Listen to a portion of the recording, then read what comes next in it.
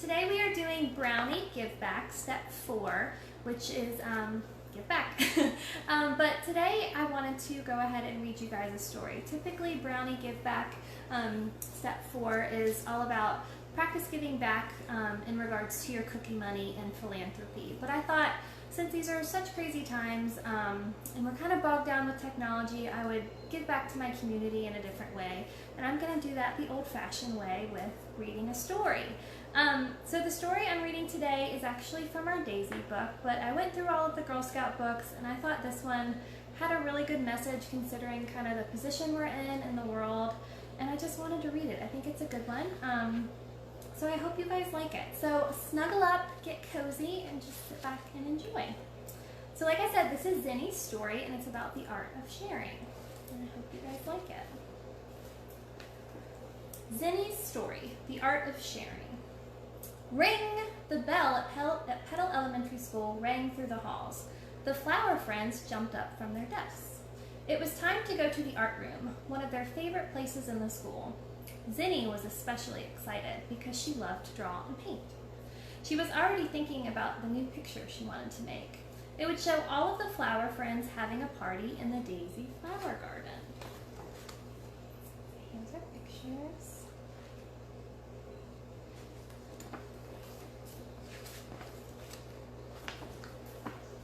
She burst into the art room ahead of everybody else. She was the first one there.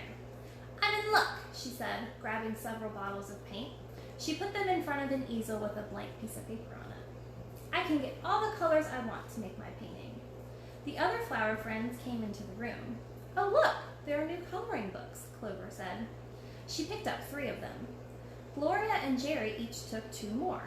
They put the coloring books on the table by the window and sat down. Rosie rushed over to the cupboard that held crayons and markers. She grabbed a bin and took it to the table by the door. Vi and Lupe did the same thing. Then the 2 groups of flower friends stared at each other. "Wait a second," Clover said. "We need crayons and markers to color in the coloring books." "Well, we need coloring books to use our crayons," said Rosie. Some pretty needy flower friends, huh?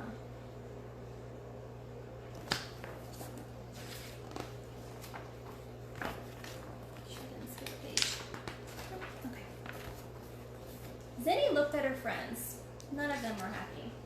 Then she saw a goldfinch standing shyly by another easel that had a painting of a tree on it. The painting wasn't quite finished. Only half of the leaves had been painted. Zinny glanced down at the bottles of paint in front of her. "Oh, I'm sorry," she said to the goldfinch. "I was excited about my picture, and I took all the paint. That wasn't very considerate of me." "We should share. What colors do you want?"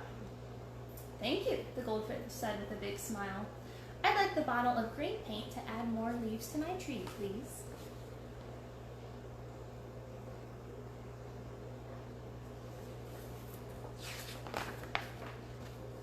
Clover and Rosie watched as the goldfinch began painting happily. "Zinny's right," Clover said. "Sharing is a way of caring for your friends." She turned to Rosie. "Rosie, why don't you take one of these coloring books?" Jerry and Gloria smiled as they held out their stacks of coloring books to Vi and Lupe. "Yes, pick the one you like," Jerry said. Gloria nodded. "After all," she said, "you can only color one picture at a time." "Thanks, Clover," Rosie said. "Do you want to use some of the crayons and markers? When you're done, we can trade." "That's a great idea," Vi and Lupe said together. All of the flower friends sat down to color. "It's so much nicer when we can all paint and color together," Zinny said. "And when we're done, we'll have a beautiful art gallery to show our families and friends." The end. So here's a picture. And now we can kind of talk about what we just read. So again, this is for the Brownie Give Back, step 4. And the whole idea of this story is about being considerate and caring. And the whole idea of being considerate and caring in itself is giving back to the people that we love. So I want you guys to think about the story and what we just read, and I want to know if you can remember or recall why Zinny remembered to be considerate and caring. What kind of sparked her brain to think, you know, that wasn't so kind of me. And if you guys have your ideas, share them in the chat. If not, I can kind of help you through and we can talk through it together. Hi, Jennifer. Okay, so Zinni's story, the big kind of kicker for Zinni is when she noticed the goldfinch sitting in the window, and the goldfinch didn't have the pink that she had, which was the green color that the finch needed for her leaves. So seeing the goldfinch and seeing that she was in need of something, Zinni looked to herself and she realized that she had something that she could give the goldfinch, and she made the right choice. She offered up something that the goldfinch needed, along with kindness in itself. So the whole idea here is being considerate and compassionate means that you recognize the world outside of just your own. So it's really important to think, in our day-to-day lives, how we can be considerate and compassionate to the people that are in our lives and who surround us. So I want you guys to kind of think and do some homework, and I want you guys to come up with 3 ways that you can be considerate and compassionate for the next week. And I want you to come back and I want you to share your ideas with me here on this video thread. So as I was prepping for this story this morning, I was thinking about ways that I could be considerate and compassionate. And I was thinking, so I just learned how to cook, and one of my new favorite things is cooking for people that I love. So next week, I'm going to try to cook at least 3 meals for somebody that I love.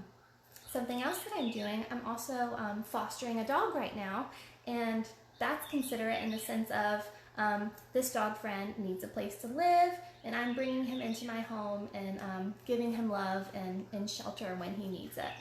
And I think another good way to just be considerate and compassionate on a day-to-day basis is being there for your friends, listening to their problems, their worries, and just being supportive of what they have going on in their life as well. So those are my 3 things. I would love to hear your ideas, and I hope that you can take Zinni's story in the lesson here and carry it with you in your day-to-day. So I hope you guys enjoyed my story. There will definitely be more to come, but have a great day. Bye.